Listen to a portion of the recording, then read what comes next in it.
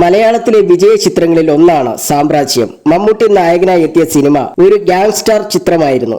മധു, captain Raju, Vijayaraghavan തുടങ്ങിയവർ പ്രധാന വേഷത്തിലെത്തിയ ചിത്രത്തിൽ അലക്സാണ്ടർ എന്ന കഥാപാത്രമായാണ് മമ്മൂട്ടി എത്തിയത്. അലക്സാണ്ടർ മരണപ്പെടുന്ന വിധത്തിലായിരുന്നു സാമ്രാജ്യം അവസാനിക്കുന്നത്.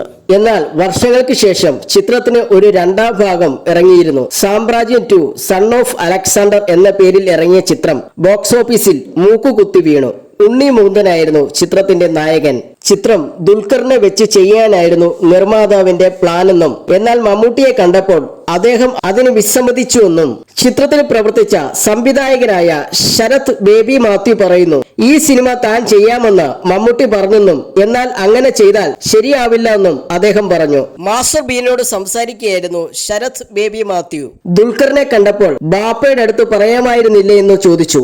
അവസാനം ഒരു 1.5 വർഷം കഴിഞ്ഞിട്ടാണ് മമ്മൂട്ടി കഥ കേൾക്കുന്നത്. കഥ കേട്ടപ്പോൾ അദ്ദേഹം പറഞ്ഞു, ഇതിൽ ഞാൻ അഭിനയിക്കാം, ദുൽഖർ അഭിനയിച്ചാൽ ശരിയാവില്ല എന്ന്. പ്രൊഡ്യൂസർ ശരിയെന്ന് പറഞ്ഞിട്ട് തിരിച്ചു വന്നു.